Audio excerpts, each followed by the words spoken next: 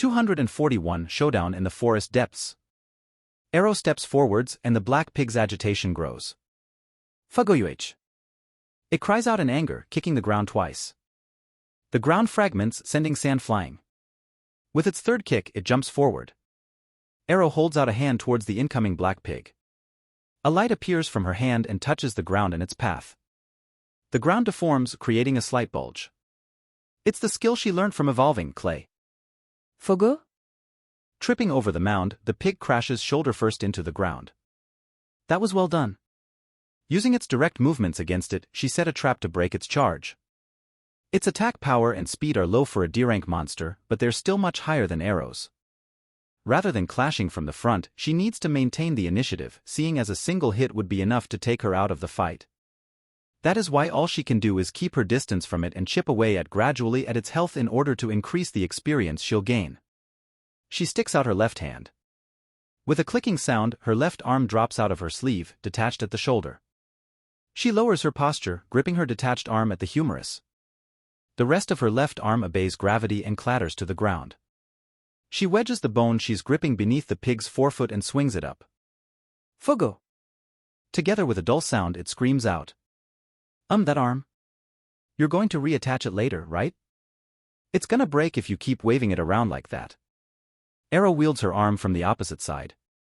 This time she strikes it in the face. The pig catches her bone in its mouth and twists its head, dragging Arrow along with it. She quickly releases her grip and steps back to create some distance. The pig bites down, biting into the bone with an audible snap. It spits it out and glares at her. That bone, it's okay, right? None of it is missing, right? That definitely didn't sound good. Even if it's cracked, we can still fix it, right? Can we fix it? I glance at my partner. Gah, she says, hanging her head. I see. It might be hard, huh? Well, it was only the sound that was bad. From what I can see, there's no problem with it. It's okay, right? In the worst case, I want to think evolving will fix it. The black pig paws the ground as if to check its struck forefoot, squinting its eyes in displeasure. If that damage will hold it back, then that was a profitable exchange. Arrow's MP pool isn't very large. Once she uses it all up, she'll be forced into a fist fight. If she's able to chip away at its leg strength, she'll be able to hold her own better in a fist fight. Plus, if she picks up her bones, she can extend her reach.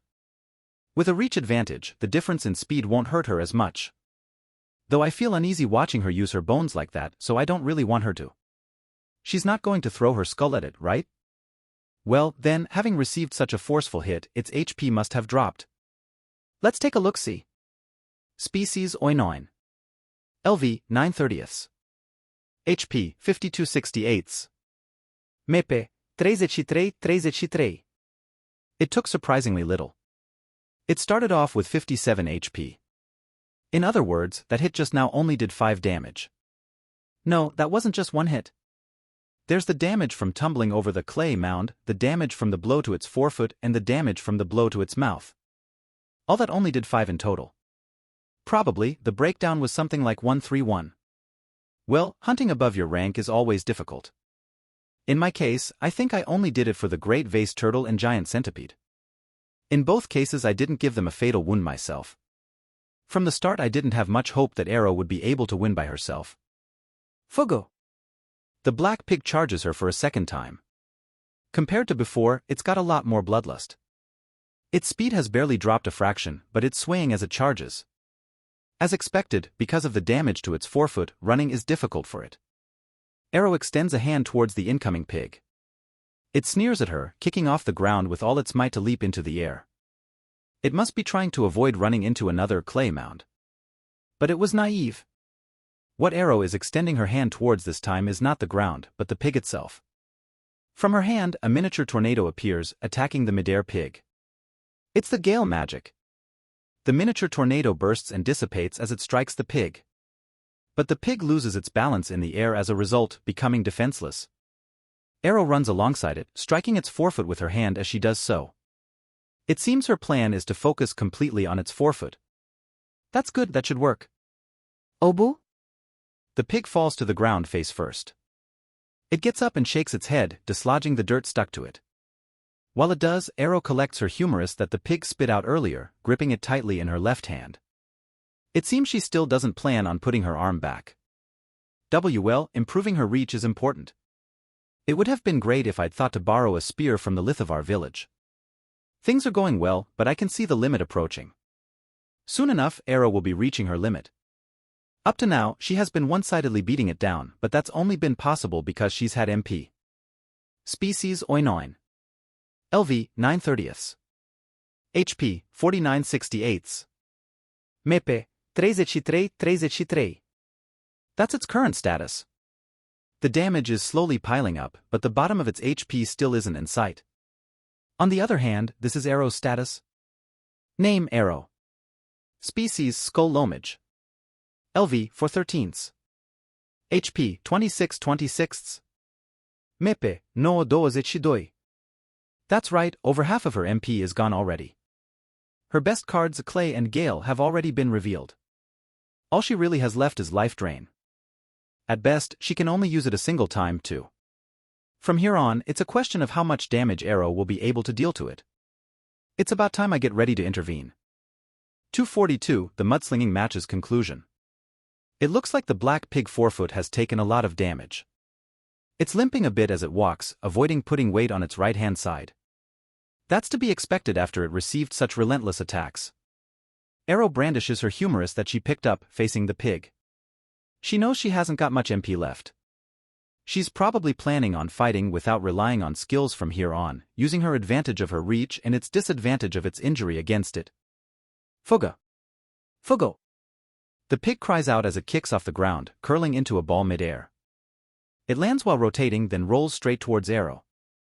Stunned that her desperate attacks on its foot have been rendered meaningless, she hardens her stance, holding out her bone. This is bad, we really made a mistake. I'd forgotten it had the roll skill. We should have stopped it from using that tactic. The fact that it had a roll completely slipped my mind. Attacking its foot was pointless. And no, it's not like absolutely nothing was gained from it. She's forced it into a situation where it has no choice but to roll. The roll skill certainly is strong. It increases both speed and attack strength. In the past, I always relied on it. That is why I know its weaknesses too. Its biggest weakness has got to be its inability to make tight turns, as it forces the user to charge in a straight line. No matter how much she loses in terms of speed, if she can predict how it will move, she should be able to handle it. The pig approaches while rolling. She takes a step backwards and to the side, bringing herself next to a tree. It adjusts its trajectory to chase after her. She extends a hand towards it, stirring up a miniature tornado. It seems she intends to use Gale to force it to crash into the tree. She stepped back like that to lure it closer, I guess. This girl, she went and saw through the weakness of roll. Nicely done. This way she can, is what I thought, but it just rolls straight through the Gale as if it wasn't there. The tornado peters out and the pig continues on, intent on flattening her. She quickly darts behind the tree. Nice judgment. It'll be difficult to roll around it. Is what I thought, but it slows down, allowing it to wrap around the tree. Of course, Arrow, who was hiding on the other side, became prey to roll. She gets sent flying, impacting the ground spine-first 2 meters away. She moves to stand up, but part way through she collapses back to the ground as though she's got no strength left. Name Arrow. Species Skull Lomage. LV 4/13 HP 7/26. MEP 4/22. That attack just now did 19 damage. It's impossible for her to keep fighting. That's all she can do. She's tried hard enough. Having sent Arrow flying, the pig cancels its roll, touching the ground lightly with its forefoot as it slows down. Dragging its foot, it approaches Arrow. As I'm about to fire off a wind slash, my partner extends her head. Ga. With her cry, Arrow is enveloped in black light. It seems her HP is being restored with the soul appendment fake life. Nice, partner. Great, now Arrow, quickly pull back from the pig. That's what I thought she'd do, but as soon as she gets up, she strikes it with the bone she's holding instead. Go. Expecting to only have to deal a death blow, the pig receives her strike from the front. It flinches and, aiming for that opening, she swings her bone to get another hit in. Gabu. Her strike lands cleanly on the top of its head. Swaying slightly, the pig steps back to dodge her third strike. Arrow? No, that was well done, but please don't try to do the impossible. Your MP is pretty much all gone. Your body is going to break, really. We can restore it with the soul appendment fake life, but still. Having taken 2 steps back, the pig curls into a ball and uses roll to charge at Arrow. She drops her stance, holding out the bone she's gripping towards it. Facing it head-on, she thrusts the bone into it. Gemin! It screams out. But the momentum from its roll continues as it collides with Arrow, sending her flying for a second time. Her humerus flies out of her grip and sticks into the ground. The pig cancels its roll, coming to a rest upside down. It's able to stand up, however, glaring wrathfully at Arrow as it does so. Face down, Arrow tries to use her arm to push herself up. However, she's either out of strength or out of stamina, because her body doesn't lift up. Do you still want to fight? She looks at me and nods her head in confirmation. Indeed, the black pig's got to be reaching its limit soon. If you still want to fight, then soul appendment fake life will let you force your way through. Ga! With my partner's cry, Arrow is once again enveloped in black light. She stands up and extracts her bone from the ground. From here on, it's plain fist fight. The pig leaps out at her, and she counters a swing of her bone, scoring a wonderful hit. Each time she gets damaged, my partner heals her right away. After several repetitions of that, her humerus finally breaks. Fugo. At the same time, the black pig collapses on the spot as though it's used up all its strength. She's really managed to defeat a higher rank opponent. This'll have earned her tons of experience. If I just focus on healing, can't she just grind experience no problem? She wobbles and sinks to the ground. As if her strings had been cut, her head drops and she stops moving. That's not no problem at all. She's been using the healing to force her body to move. If a flesh and blood human were to imitate this strategy, it would be a mess. I stroke her head with my forefoot. Well done, you really tried your best. With a clatter, she turns to look at me. This bone, it's still alive, right? Her arm will be restored when she evolves, right? Which reminds me, Arrow's current status is Species Skull Lomage. LV 1313. HP 2647. Mepe 344. Her levels reached the max. She can evolve. Hopefully, this'll be one step closer to a human-type species. That's what she's been striving for after all. I gulp nervously. If it's a step closer to human-type body, then that's great. But if she evolves into some giant bone monstrosity, I won't be able to look her in the eyes. Please, God. Please make it something human-like. Ah, I forgot, the god of this world's a piece of shit. 243 Arrow's second evolution. Arrow looks quite tired, so I'll take a break nearby. In her last evolution, she went from a white to a skull lomage. To be honest, my impression all that happened was that she went from being a skeleton to being a skeleton that's good at magic. It would be great if she could become closer to a human though. If she were to become a skull mage and then a skull high mage, it would be all too sad. If only I knew something to help. As I'm wondering, an idea springs to mind. Laplace Interference Authority. That mysterious title skill. When that skill was arbitrarily forced on me, I was presented with a choice of a fork in the future. To be honest, I don't want to rely on it. I know God's voice is a bitch, so there's got some sort of downside. Besides, I've got no way to know how credible its prediction really is. That idiot hero had the same skill as me, and it didn't look like he thought he had even the slightest chance of losing. Overall, I haven't once obeyed its predictions. But, however, I could really do with the information. I know it'd be coming from a dubious source. I know that, but I can't help but ask. Hey, God's voice, can Arrow return to being human? As soon as I ask, a buzzing noise reverberates in my head. It sounds like something from my past life, an artificial sound. Accompanying it, I feel extreme discomfort and a slight dizziness. GAA? My partner turns her eyes towards the staggering me. I pull myself together, pretending nothing's wrong. Due to a lack of access to necessary private data, a highly credible calculation was impossible. Inside my head, a formal voice reverberates. A lack of access? Data? What? What's it on about? Am I being treated differently because there's something private I don't have access to? In addition, because you are not recognized as possessing the necessary authority, disclosure is impossible. After the second message from God's voice finishes reverberating in my head, it cuts off. Is it just going to act all important but not tell me anything useful? I guess my Laplace interference authority is only level 2. At a higher level it might tell me more. I shake my head, clearing away the remaining discomfort. How stupid. Enough, I'll leave it here. Rather than helping me, I get the feeling it would only sabotage me anyway. While I'm looking at Arrow, my partner starts moving her head excitedly. Ga. Ga. It seems she wants to cook and eat the pig. Just as I'm getting up to blow on it with a scorching breath, I hear the sound of bones clattering. It seems Arrow got up at the exact same time. My partner silently stares at her. Arrow seems to understand her and sits back down as if nothing had happened. Ga. Ga. Having confirmed that Arrow sat back down, she goes back to harrying me. For the time being, I'll have her eat a hebut. Aga. Can't you wait just a minute for your food? You made Arrow get overly considerate of you. Her evolution should be what comes first. I shift my line of sight from my sulking partner to Arrow. She's sitting back down, unmoving. She really does look as if she'd said, "Ga, I'm exhausted," with her arms and legs sprayed out like that. Probably, this isn't going to end until my partner has had her food. Really, what are you going to do for making Arrow worry like that? I look back at my partner. She indicates the pig with her chin. This girl. Show some remorse, seriously.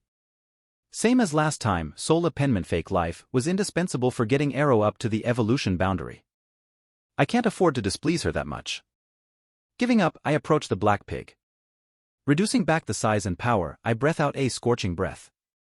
The pig as well as the grass around it heat up. The grass blackens and crumbles to ash. Vapor rises off the pig. The smell of cooked meat enters my nostrils, and I involuntarily start sniffing. Hey, partner. Would you be okay with letting me have a tiny bit? She bites its belly, picking it up, then drops it into her mouth. I hear the sound of her chewing, then she spits out a piece of its skull. As she's removing some of the meat that got stuck between her teeth, she looks at me and tilts her head as if to ask, "Did you say something?" This girl. Well, this should have improved her mood at least. Having made sure that the meal had finished, Arrow slowly stands up. Knowing what I want her to do, my partner stretches her head out. Ga. With her cry, black light envelopes Arrow. She used a soul appendment fake life straight away. With this, Arrow can evolve. There's a sound of sizzling like something is burning. Is this okay? Shouldn't I do something to help her? I thought I heard a hoarse voice coming from inside the light. Arrow's all bone, so she shouldn't be able to produce a voice. Along with my partner, I carefully observe the black light. When the light fades away, inside there's something that looks like a human. Her height's about the same, and she's wearing the worn-out Lithovar clothes, so I know it's Arrow right away. Her loose hair is covering her eyes. Her hair's dry, looking like it has no moisture at all. The bit of her face I can see peeking out is almost the exact same color as the earth around her, as are her arms and legs. Her skin looks like it could collapse at the slightest touch. She's not just bone but also flesh. Rather than dead flesh, it's got a feeling of being closer to earth. She touches her hair, then holds her hands out in front of her face. She becomes certain as she stares at her hands. For a human, it would be a bit of a shock to have that body. But she's definitely closer to being a human all the same. She opens and closes her mouth. She can't quite get her voice to work, it seems. I'll check her status. Name Arrow. Species Reveanimage. Condition Cursed. LV 1/30th. HP 50/50ths. MEPE 348. Attack 15. Defense 12. Magic 20. Speed 11. Rank D. Characteristic skills. Grisha language, LV1 undead, LV-dark attribute, LV-flesh transformation, LV4. Resistance skills. Status condition nullification, LV-physical resistance, LV3 magic resistance, LV2. Normal skills. Gale, LV4 death curse, LV3 life drain, LV2 clay, LV5 a self-regeneration, LV1 clay doll, LV3. Title skills. Servant of the Evil Dragon, LV-. Her skill levels have gone up a lot. What's new is one more characteristic skill and 2 more normal skills. I can guess what self-regeneration does, but clay doll and a flesh transformation sound awfully disturbing. I'll take a look at her species too. Revanamage, Déranque Monster. Among the Revanna, it is the most capable of wielding magic.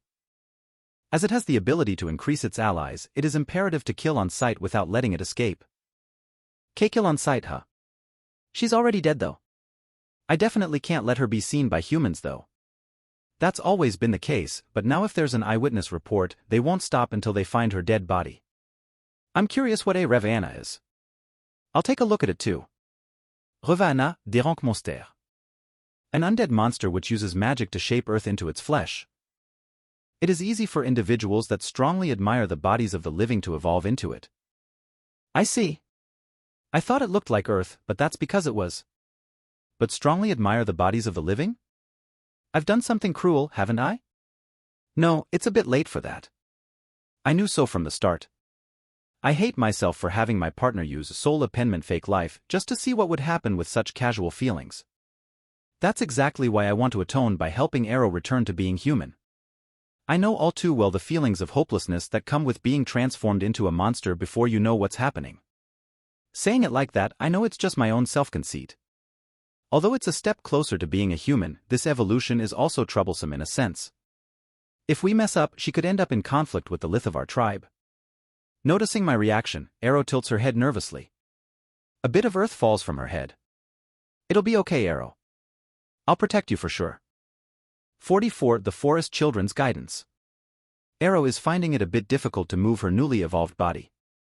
As a result, I've put off resuming our exploration and am watching over her. It looks like that her earthen body is tricky to move in. Each time she moves her joints, flower-like dust drops. She's D-rank now. That's the same rank that the ball rabbit got to. Raising her level in one go is going to be difficult now. Personally, I've come as far as I have both because I got double experience and because I had an objective I pushed myself to near death for. Both factors are important. Even with unlimited healing, it's going to take some time. Though saying that, going from E to D, she suddenly went from bone to earthen imitation flesh. Revanna longed for a body of flesh, God's voice said. She's on the right path for an undead to become more human, I think. That is me being optimistic though. I would be happy if C rank puts her in a form even closer to a human. It's a bit hard to imagine what B rank would do though. Oh. While I'm lost in thought, I hear a hoarse voice. Breaking off my train of thought, I look towards the voice's owner, Arrow. Through her creaking joints, she's gradually gotten used to moving, it seems. I think she's finally become able to walk without discomfort. After confirming she can move adequately well, we resume our travels. We give the Lith of our village a wide berth, heading in the direction the Manticore fled. The dragon gods Miko, Hibby, said something along the lines of it went in that direction, so it'll be fine. So she had some idea of where Manticore was going. Which means it's probable that it ran in a straight line, without turning. If I walk in that direction, I should be able to find it. I walk, feeling around with presence perception. Because of the grass, there aren't any footprints for me to see, and all the trees have too many cuts on them already. All I've got to go off of is presence perception in the end. Only knowing its rough direction is tough. But I think I should be able to find it this way all the same. I walk around for a while, but don't pick up on any signs of it. I try sniffing the ground, but there's no smells that remind me of the Manticore. At best, all I can make out is soil and pollen. As we continue to walk through an unfamiliar area, I gradually lose my sense of direction. Now that it's come to this, should I turn to my last resort, flight? However, searching for the Manticore was only ever meant to be a bonus to do while grinding Arrow. If I can't find it, then I can't find it. Should we head home now? Hibby asserted that the Manticore wouldn't be a problem. There's no need to carelessly spread dragon scales around. It's also true that I have no idea how to catch it even if I do find it. Its speed can't be underestimated. If I mess up, I could end up just forcing it into human habitation again. I pause and take a look around. My eyes meet Arrow's, who's been laboriously following behind me. Traces of my passage trail behind us. It's mixed with other monsters, but by combining it with my memory we should be able to go back easily enough. I examine Arrow's expression.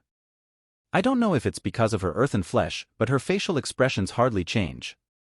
She's nervously looking back the way we came and to the sides of the path. Though incomplete, I think Arrow has some memories left over from her past life. Could it be that she remembers something about this place? Though it is quite far from the village. There are monsters about, so I don't think it's somewhere they'd let children come freely. Arrow wouldn't have come here before, I don't think. It's a bit hard to imagine. Should we retrace our steps? Go back?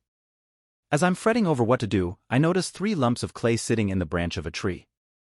They're forest children, Rarens. They really are present all over the forest. One of the 3's eyes meet mine. To be precise, it doesn't have eyes so much as eye-like features. It gestures, scratching its head. Its actions make it clear that it's aware of me. It stands up, clasps the branch it was sitting on in its hands, then dangles beneath it. What's it doing? It's strange behavior, but the other 2 don't seem to pay it any mind. It swings twice, 3 times, then drops straight down. A small cloud of dust raises where it lands. When that clears away, I see the Raren recovering from its failed landing. It then starts walking in the opposite direction from me. After taking 3 steps, it suddenly disappears. While I'm looking in the direction it was walking, the 2 that should have been on the branch still also disappear. I get the feeling it was telling me to follow. No, that's not quite right. My impression was that its attitude was more along the lines of if you're coming, then come. I kind of want to take a look. It felt like the Lithivars were keeping something a secret, so I'm a bit anxious. I want to dispel my distrust. I head in the direction the Raren went, but it doesn't show up again. Just as I'm wondering if they weren't just running away from me, Arrow's footsteps suddenly stop. I turn around to see her stopped, observing the surroundings. It looks like she is cautious of something. I focus on presence perception, spreading out its range. A good distance away, I pick up on a human presences. I don't know if they're a traveler from outside or a Lithivar. They're fairly tall. Probably over 20. Though saying that, there shouldn't be any Lithivars here. We're quite far from the village, and besides, the Manticore fled this way. I can't imagine anyone from that village would come all the way out here just to hunt. If there's some sort of ritual that needs doing out here, then it can't be helped, but if there was an altar or something, then Hibby wouldn't have said it's fine. But a single person, huh? I can detect tension from their presence, but they don't seem to be injured. They've got to be a completely unrelated traveler, I think. I'd like to take a look, but I can't exactly let Arrow be seen. As I'm wondering what to do, I pick up on another person through presence perception.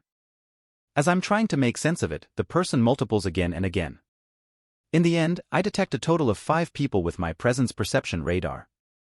They've split up into 2 groups of 1 and 1 group of 3. This doesn't feel like just a traveler. Have they split up to search for something? It seems like they know the lay of the land. The group of 3 suddenly stops, then one of them takes the lead and heads straight towards me. This is bad, they found me.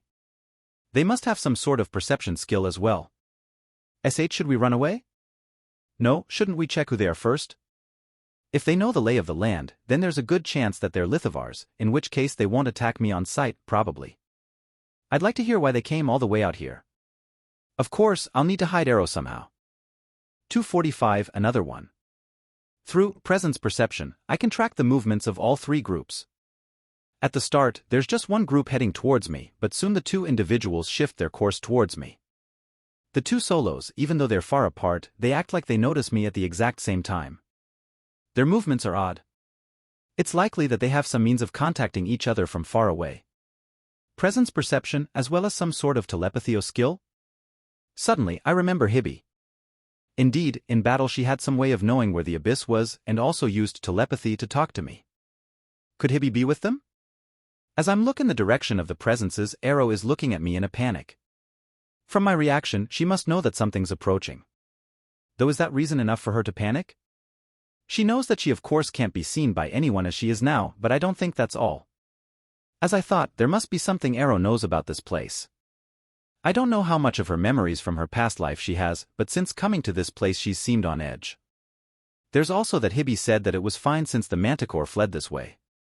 There's no mistake, the Lithivars know there's something out here. For now I'll hide Arrow and wait and see. If by any chance they're hostile, I have no intention of losing to 5 humans. I'll raise up a cloud of dust and run. I open my mouth and look at Arrow. She pauses, tilting her head in confusion. Then, understanding my intention of Arrow, "Do you mind hiding in my mouth?" she freezes. After thinking for a moment, she nods her head. It doesn't show on her face, but I don't think she's looking forward to it. Sorry, Arrow. My partner also opens her mouth and cries out as if to say her mouth is also fine. I quickly clasp Arrow in my mouth, becoming responsible for her protection. My partner could have accidentally swallowed her somehow. Arrow's earthy flesh gets soaked by my saliva and breaks off, spreading throughout my mouth. After all, she's undead. Perhaps this is the reason she was reluctant. It looks like this could become a complex for her. Doing my best to ignore the sensation in my mouth, I resume observation with presence perception. They're getting quite close. The three groups are all closing in on me from different sides. To match their timing, some of them stop, then suddenly they all run towards me. They're probably not friendly. I'll have to keep my mouth closed as I fight so they don't see Arrow. I'm worried that they'll notice her with presence perception, but as an undead, her presence is a bit unusual, so I don't think they'd mistake her for a human. Her rank's only D as well, so as long as they don't see her it should be fine. I hear the sound of something whistling through the air. I swing my tail, knocking an arrow out of the air. I glance back. It's not got a lot of attack power, but the arrow tip has been coated with a black liquid. Poison. Poison of Moors, modified value C+. The poison of A Moors, plus the stew of various poisonous plants. A choice poison for hunting, used by people living in the forest. People living in the forest. In other words, that's... As I'm thinking, another arrow comes flying from another direction. Sorry, but no matter how much you poison the tip, it doesn't matter if it can't pierce my skin. It's too slow to. I spin around and repel it. Gah! My partner raises a roar. It doesn't seem like she's trying to keep them in check or provoke them, but rather is just annoyed by the sudden attack. From the front, two half-naked spear-wielding men appear. The materials and design of their clothes match the Lithovar style. Bracing their spears, they slowly approach. I see hate reflected in their eyes. Shit, why? Why are these guys raising their weapons against me? Come back.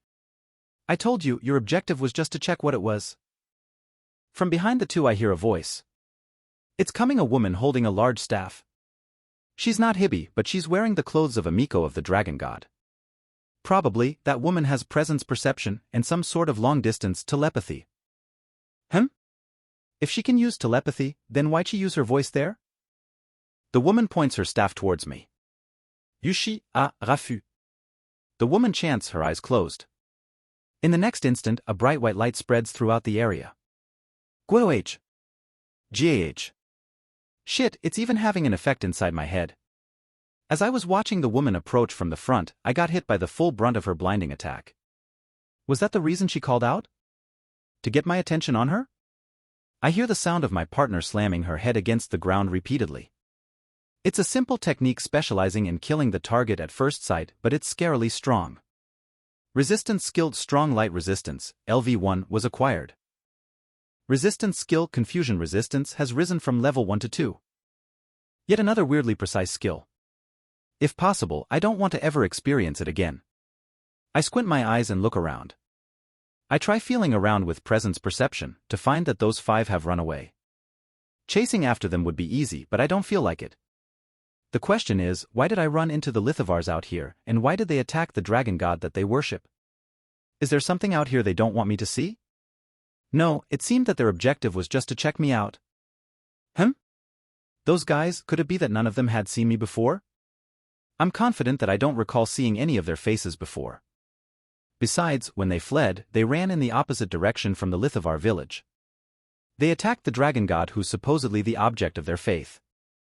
Hibby said it's okay since the manticore fled that way. Could it be that they're split up into 2 villages? To make matters worse, one side is driving monsters towards the other, while that side's attacking the first's object of faith with poisoned arrows, so it's clear they're hostile to each other. What should I do? I might not have known, but I drove a monster towards a place where people live. That explains why they bared their hate at me. 246 Secret Plan. Once they've all fled beyond the range of my presence perception, I lower my chin to the ground and stick out my tongue. Arrow crawls out. She falls off my tongue, rolling across the ground. As a result of my saliva, her body has patches of dissolved flesh all over it. It seems her body's got a weakness to water. I'd like to wash my mouth out, to be honest. Go. I call out, and Arrow staggers to her feet and turns to face me. I glare in the direction those guys fled, then look back at her. I'm going over there, so I want you to hide while I'm gone. That's what I'm trying to convey. She seems to understand my intention but looks down in apprehension. I don't have enough information about the other village. I don't want to provoke them, but even though I didn't know, I drove the manticore in their direction. I want to move with cautiously, and I'm anxious about leaving Arrow so close to human habitation. However, if I leave things as they are, the manticore's victims will increase. I need to deal with it as soon as possible. My original purpose in coming here was to exterminate the manticore. Now that I know where it is, I want to end this while I can. I look back in the direction those guys went. In that direction, there should be another Lithovar village as well as the manticore. I'd like to go into the village and hear what they know, but it seems on this side they attack the dragon god. I can't carelessly stroll in as a dragon. Which is why I'll have to use humanization technique. I've got automatic MP recovery, LV6 now, so I can maintain humanization technique for almost an hour. To hear what they have to say, that should be plenty. I'll pretend to be a traveler and use humanization technique to ask about clues that could lead me to the manticore also disguised as a human. In the village of the dragon god Faith, the manticore transformed into a human and used the village to recuperate. This village might kind to outsiders too. Plus, if I'm in a human form, I might be able to get close to the manticore. If the manticore sees me approaching as a dragon, it'll run away immediately, but I might be able to bait it closer in a human form. In that opening, I'll deal a critical injury to its foot, then finish it off. The third time's a charm, this time I'll destroy it. However, I'll need to enter the village naked. But that can't be helped. I'll say I was attacked by monsters while washing myself. Arrow has been staring at me, but suddenly she looks towards where the other village should be. Looking back at me, she gives me a small nod. Pa, please. Her mouth opens and closes.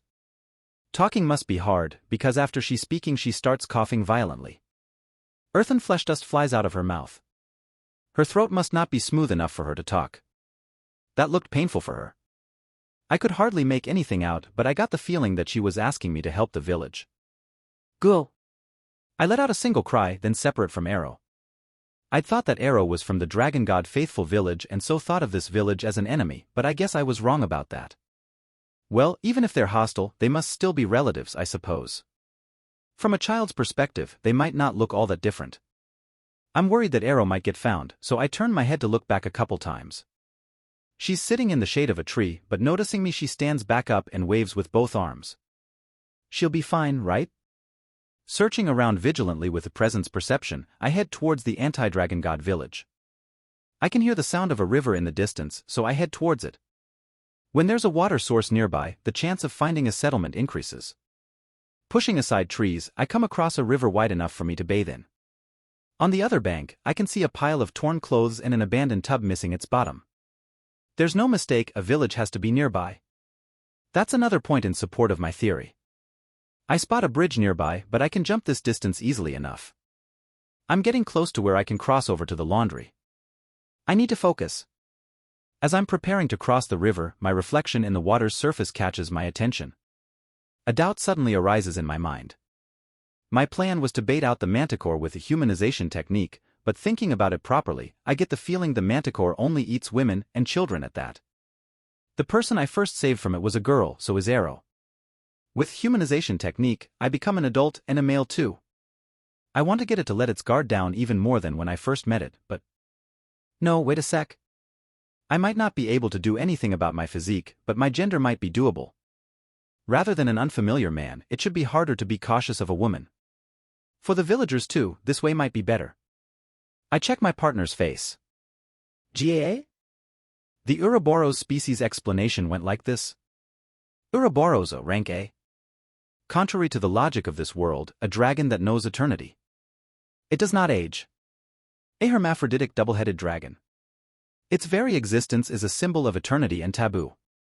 Infringing on the divine, it wields magic that blasphemes life. Both its HP and MP are bottomless. An expert at recovery magic.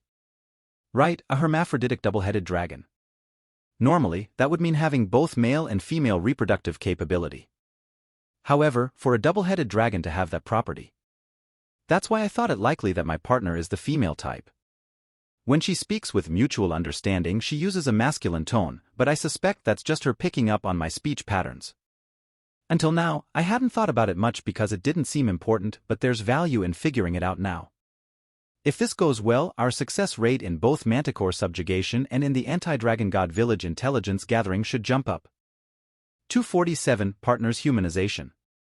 I explained the plan to my partner. Go. You're going to turn into a human after this, okay? If that goes well, you'll then head into the anti-Dragon God village and gather information. Under no circumstances should you do anything extra, okay? I'll give you as much instruction as I can, so please try to follow them. Ga. Understood. Leave it to me. I'll do it. She seems strangely enthusiastic.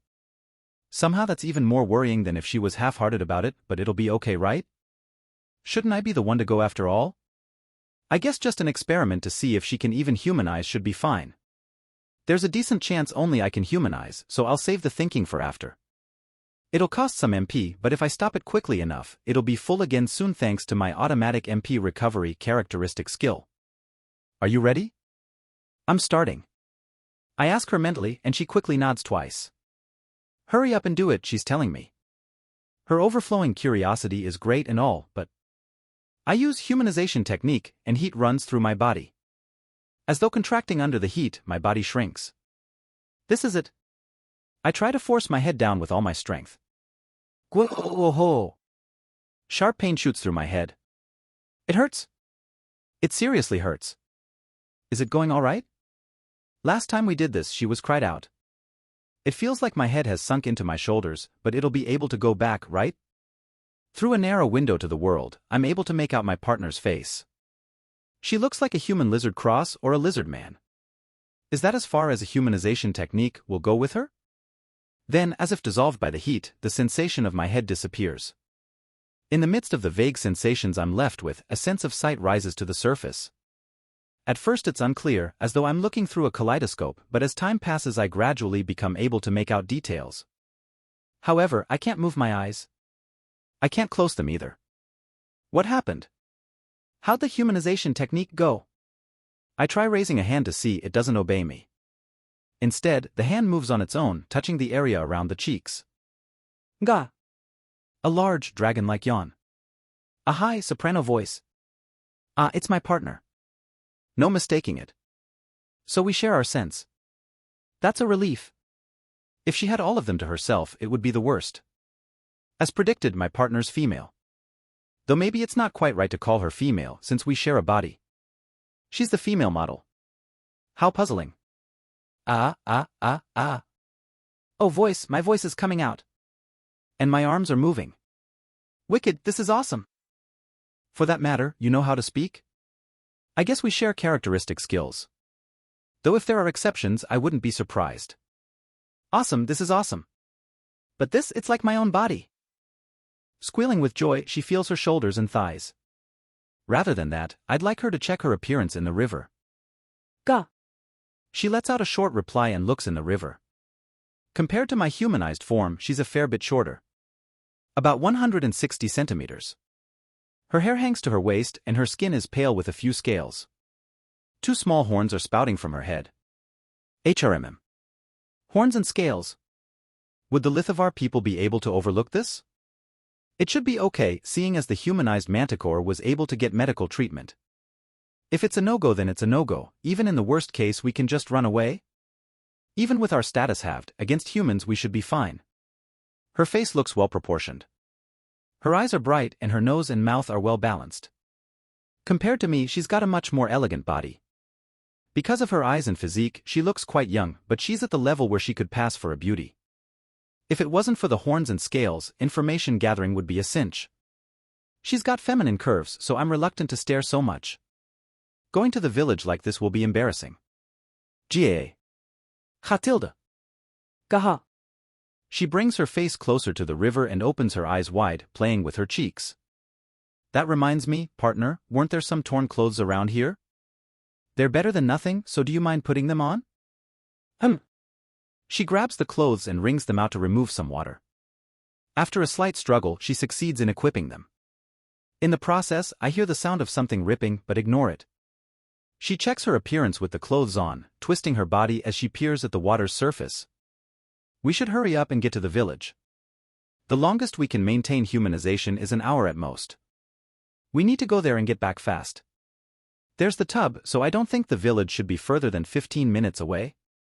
Noon would go out of their way to choose a specific point on the river to wash their clothes, so I expect this spot is on the most direct route from the village to the river. In other words, there shouldn't be any need to make any turns. We've got presence perception too, so there's not much risk of us losing our way. If we say it takes 15 minutes to get there and 35 minutes to hear what they have to say, that leaves us with 10 minutes to get the hell out. Do you understand, partner? GAA? She tilts her head. All right. For now, just hurry towards the village. We might find some footprints or tracks, so try to make your field of vision as wide as possible. Not yet used to human legs, she staggers as she runs, her legs quivering. I want to tell her to hurry up, but there's no point making her do the impossible. Her accepting my help at all is plenty. After a few minutes have passed, I notice 3 humans with presence perception. I wonder if it's the same people who ran away from me earlier. It doesn't seem like she's noticed them yet, so I'll let her know their direction and numbers.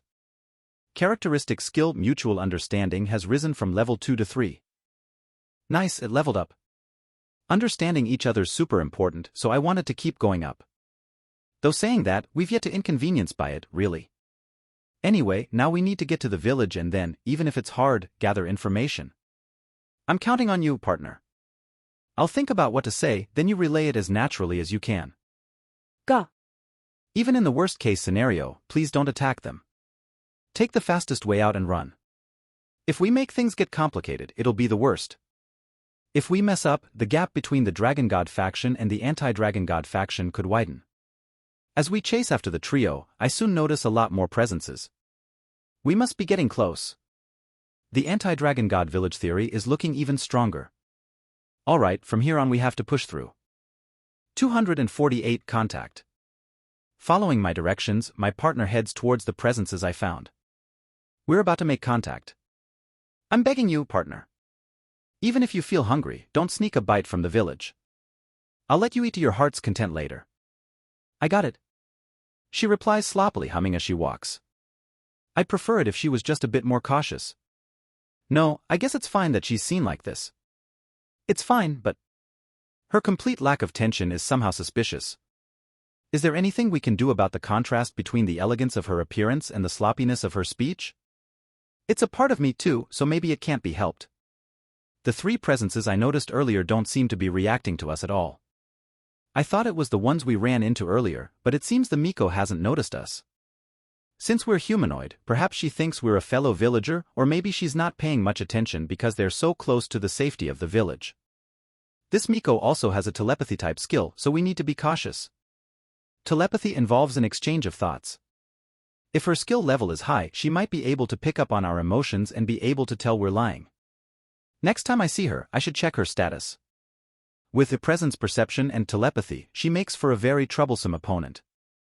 How everyone was saying Miko-sama earlier makes sense. She's probably saved the village countless times. Even if the other side is aggressive, please act with restraint, okay, partner? Even if you make a mistake, don't go biting them or hitting them. If you use too much power by mistake, we could end up with a mountain of corpses. That's what I'm most afraid of. In the worst case you aren't able to endure it, please say something. If that happens, I'll suggest an escape route, or maybe even undo the humanization. No need to worry so much. I have no idea what the situation is in that village, nor what their numbers are. I have to assume it's the worst. From my point of view, I can't see why you're willing to stick your head so far when you're so scared. She says that without any sort of deep meaning as far as I can tell. It seems like she doesn't quite understand, but is just going along with it because it seems fun. Isn't it fine?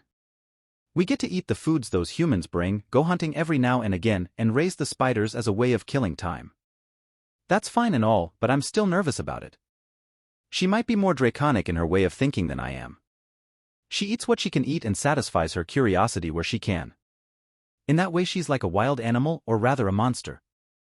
She's cooperating with me for now, but I'm worried that one day we'll disagree on something. I only said it, there's no need to think so hard. It's your body after all. If she's willing to do what I want to an extent, then that's a relief. Though making her do something she doesn't want to would feel bad.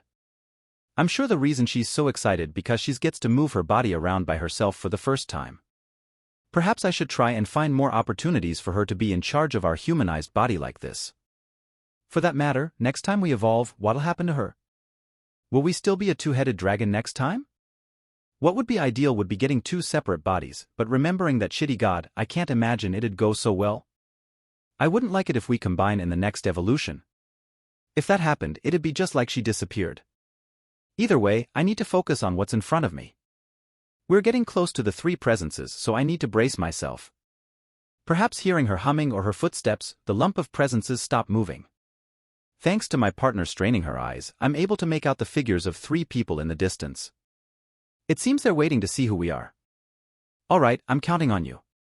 If they seem suspicious, please retreat right away. I don't know how they're going to react to the horns after all. Perhaps thinking it would be bad if they hear, she nods her head in assent. She seems to have at least some sense of caution, then. What should she say to start with? At a minimum, she needs to convey that she's a traveler. The fastest way to get in would be by pretending to be injured like the manticore, but they'd notice she's not right away. Besides, any minor wounds would heal right away. Should we try begging for food, saying she was attacked while bathing and lost her supplies? With her pretty face and slender frame, they shouldn't be too suspicious. It's clear she doesn't have any weapons too. We've only got about 50 minutes of humanized time left. If we get delayed too long, we'll have to run away when there's a chance. Partner, please focus on getting across that you mean them no harm and that you're a traveler. GAA? I feel her expression becoming tense. A bead of sweat trickles down her cheek. This feeling she doesn't know what to say, does she? Should I do it after all? Anyway, just try not to look hostile. I'll tell you what to say later. The trio come close enough for me to see their faces. All 3 of them are half-naked, well-built men. 2 of them have their bows ready, the leader his spear. Seeing my partner, the spearman lowers his weapon, visible relief showing in his expression. It's a woman. She's unarmed. Drop it. Persuaded by the spearman, the 2 bowmen lower their weapons. That's good timing. Yeah. The 2 bowmen whisper between themselves. Good timing? What's that about? Hey, shut it. I'll talk to her. The spearman glares at the 2 of them. They shudder, their mouths snapping shut. Girl, why have you come to this forest? I'm on a journey. Probably from nerves, she stutters a bit in her reply. She was talking loads earlier, but there's none of that fluency anymore. The 2 in the back leer at her, doubts clear in their eyes. I start to panic, but the spearman glares at the 2, and their faces become expressionless, their shoulders trembling. How many are with you? Where are they? Who's with us, huh? He would ask that, right? This area is way too dangerous for solo travelers. I think it was a group of 2 that came across my home way back. But this area is 100-fold more dangerous, so a group of 8 would be about right. Abysses are crawling all over this area after all. If she says she came here as a pair, they'll question just how strong she is. I came here with my partner, the 2 of us. She's no good, I'm at my wit's end. Maybe she half picked up on my thoughts and relayed them as is. Just the 2 of you? The spearman frowns, looking around my partner's body for something. This is bad. Now the leader's suspicious too. I've got it. Let's say she's a famous white mage. I think Miria had a white mage title skill. Probably, that's a mage who specializes in healing magic. This way if they ask for proof we can use high rest, and if that goes well they might even feel in debt to us. If they think her personal combat strength is low, then that should get them to lower their guards. I may look like this, but I'm one quite famous as a white mage, you know. You should also say that your partner has died. If they think he's still nearby, they'll be on their guard. My partner. He got eaten by a big bug and died. The abyss suddenly shows up. It became a trauma for her after all, didn't it? An abyss? I see.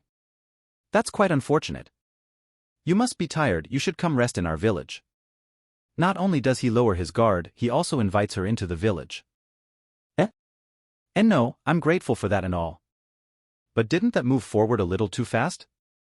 It must be the beauty effect. I thought this guy was ultra stiff, but he's unexpectedly smooth.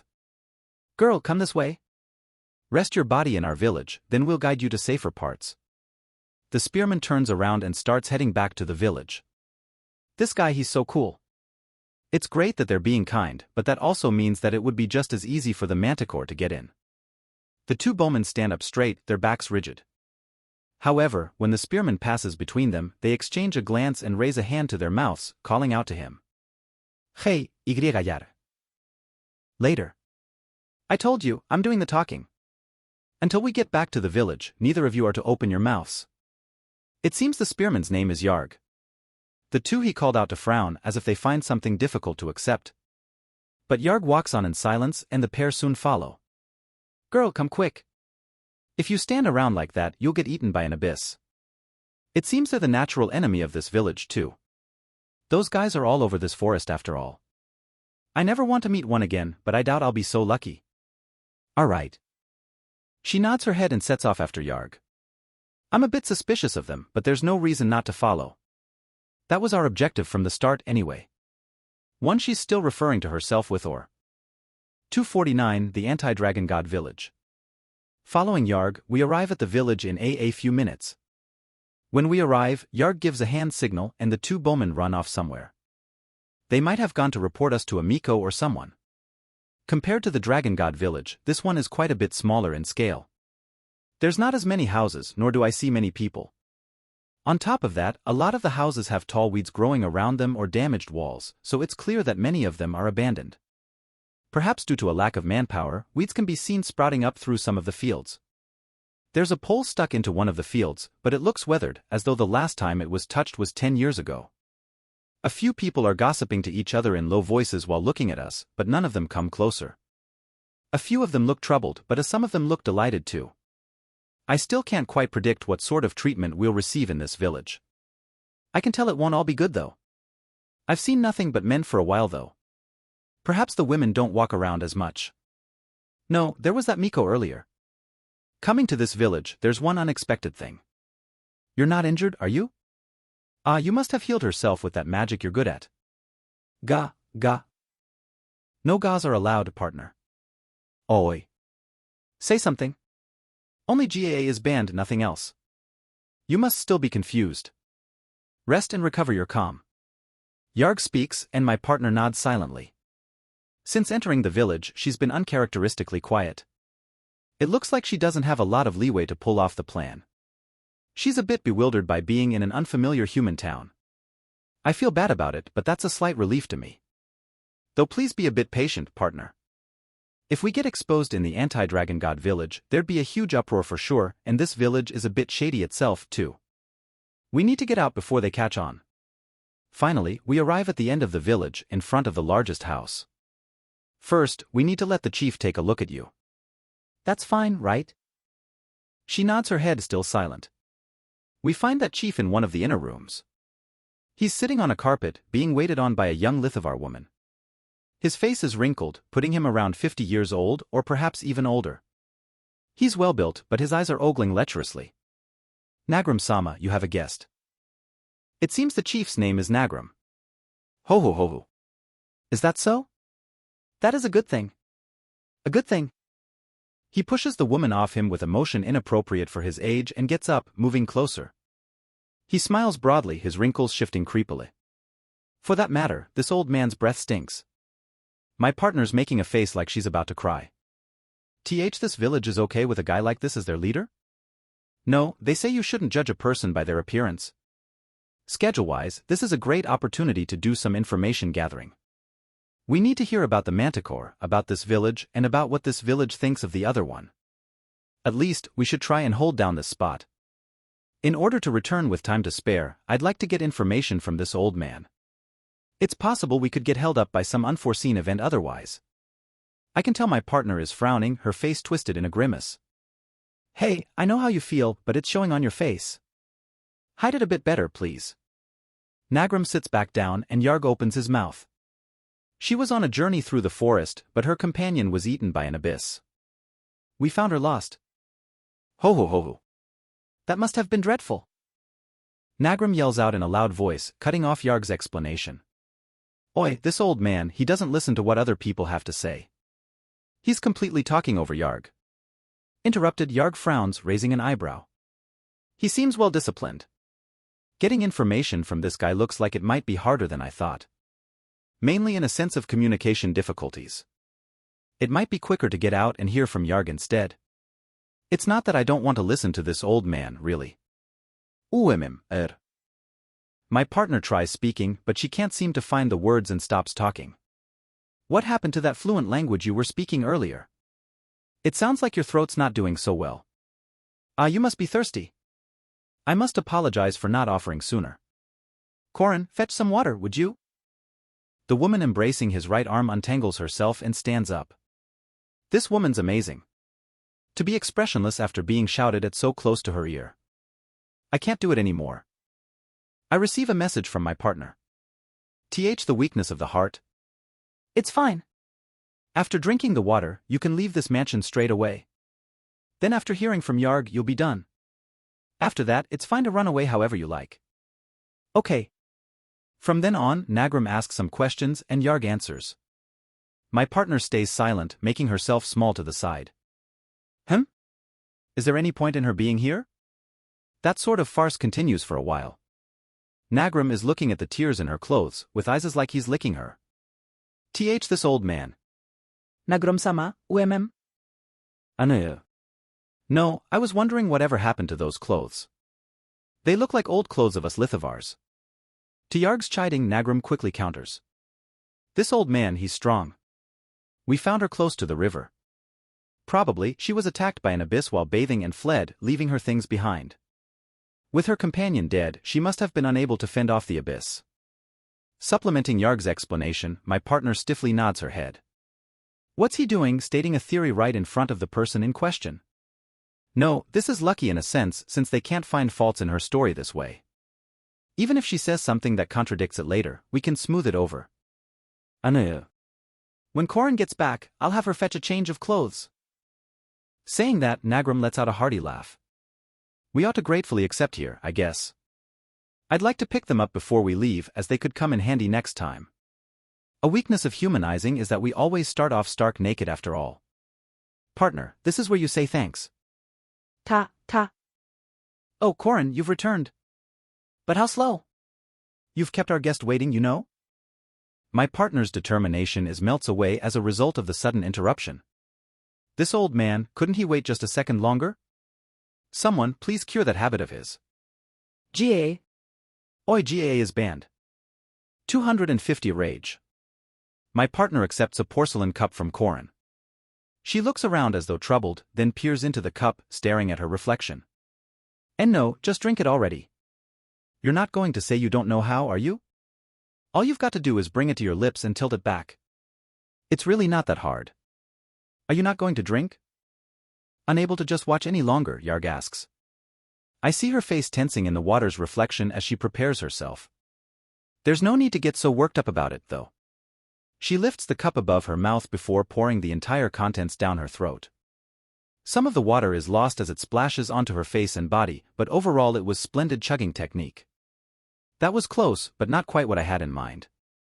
It would have been fine if you took it a bit slower. The usually expressionless Yarg opens his eyes wide. Hey partner, don't go exposing us in such a weird way. Wait, what? Suddenly, our throat is burning. My consciousness flickers. Gaga. My partner falls to her knees in pain. Resistance skill poison resistance has risen from level 5 to 6. Resistance skill paralysis resistance has risen from level 4 to 5. I don't care about that right now. Damn it. Those bastards drugged us. I was trying to be cautious, but hadn't to pick up on Nagram's malice. Che. Have her throw it up. Oi, go fetch the real water. Nagram's slimy smile disappears and a vein appears in his forehead. She really drank it all, Yarg says flustered. Corin, just how much more's poison did you put in? 8 delks worth, Corin replies falteringly. Hearing that, Nagram's face becomes bright red. Are you going abyss hunting? She's precious live food to appease the manticore, you know. What do you do if she dies? But normally, they would only sip it and then vomit right away. As I thought, they're involved with the manticore. His face still bright red, Nagram shifts his gaze to another woman. Tana, make a strong antidote. Don't worry about the side effects. Just don't kill her. Yes. The woman called Tana obeys, running into an adjacent room. Yarg grabs my partner's shoulder and thrusts his finger into her mouth. Shit. She needs to vomit or else. Responding to the foreign object being thrust into her mouth, she bites down mercilessly. Gaia. My fingers, my fingers. Yarg shouts out while rolling on the floor, clasping his right hand. This isn't the time to be messing around. Have her throw it up already. I can't, she bit them all off. Lying on the floor, Yarg stares at the 5 stumps on his right hand, looking like he could burst into tears at any second. I am possible. After taking that much, a human shouldn't be able to even lift a finger. My partner stands up, glaring at Nagram. Shock is apparent on his face. She's... Fuck. She's a damn demi-human. Nagram reaches for a decorative spear on the wall and points its tip at her. Don't fuck with me. I'll kill the lot of you. She stretches, swinging her arms as she does, leaving 2 large claw marks in the floor beneath her feet. Nagram flinches at the sight but soon stiffens his face and lowers his posture. Yarg manages to regain his composure and picks up his spear with his left hand, circling round to flank her. Yarg, don't move poorly. This bitch is strong. Nagram yells out. Yarg is just about to move, but he hesitates and his posture falls apart. Not missing the opening, my partner kicks off the floor. She swings her leg through the air, keeping Nagram in check as she twists round to Yarg, who she releases a powerful kick towards. Yarg tries to block with his spear, but struggles to do so with only one hand, and it slips out of his grip. He manages to deflect the kick into his right shoulder, slamming him against the wall. Is that all? I guess I'm still not used to this body. Once she lands, she tries bending her arms as if to check they're working. Then, setting her eyes on the reeling Yarg, she winds back her arm. Seriously, how did it come to this? Stop. Stop for a sec? Stop, partner. Sorry, but please pause for now. Partner, aren't you being a bit too naive? No, if this continues, it'll seriously become a war between the villages. We can dominate that war, no problem. You're saying it'll be fine one way or another if we get away here? Then after relaying the news to the Dragon God village, we come back here. No, if we do that, then in the meantime, the Manticore will get scared and leave. Who knows how many will die in the meantime? Earlier, Nagram said we were live food for the Manticore. So if we let them catch us, it's likely that they'll take us straight it. Hey partner. I know it's painful, but do you mind intentionally falling over? As though the poison has only just kicked in. Are you serious? I might not have known, but I was the one that drove the Manticore towards them. If only I'd finished it off back then, this village wouldn't have had to gather sacrifices. I'm begging you, I'll definitely return the favor. Che. She clicks her tongue then collapses on the spot. Finally the poison is working. Nagram lets out a sigh of relief from the bottom of his heart, lowering his weapon. I suppose in terms of results, the dosage was correct in the end. If that hadn't been enough to suppress her power, we could have all been killed. No, the poison wasn't all that effective though. Looking like he's ready for a fight to the death, Yarg's eyes snap open, his breathing rough. However, upon seeing that she's not moving, he leans against the wall, all strength gone as he holds down the bleeding stumps on his right hand.